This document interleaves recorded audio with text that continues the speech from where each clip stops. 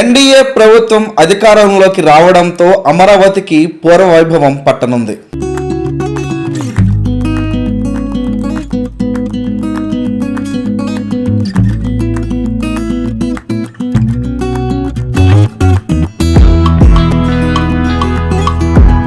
గడిచిన 5 ఏళ్లుగా అమరావతి అభివృద్ధి కోసం కన్నెత్తి కూడా చూడని సిఆర్టీఏ అధికారులు కూటమి విజయంతో కదలిక వచ్చింది.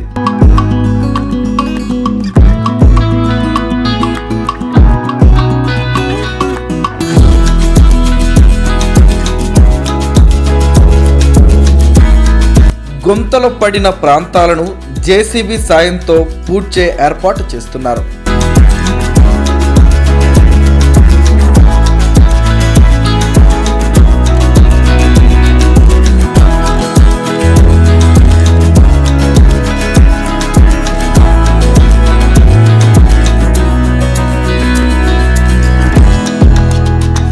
సిఆర్టీఏ అధికారులు పిచ్చి మొక్కలు తొలగించే పనిలో పడ్డారు.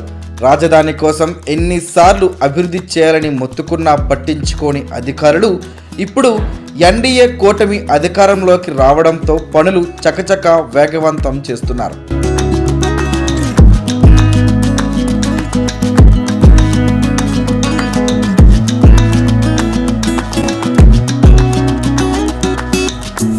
గత 5 ఏళ్లు బోసిపోయిన ఆ ప్రాంతమంతా సందడి వాతావరణం నెలకొంది. ప్రధానమంత్రి నరేంద్ర మోడీ శంకుస్థాపన చేసిన ప్రాంతంలో పేరుకుపోయిన ముళ్ళ కంపలను, దొంకలను ఏరివేసే పనుల్లో పడ్డారు.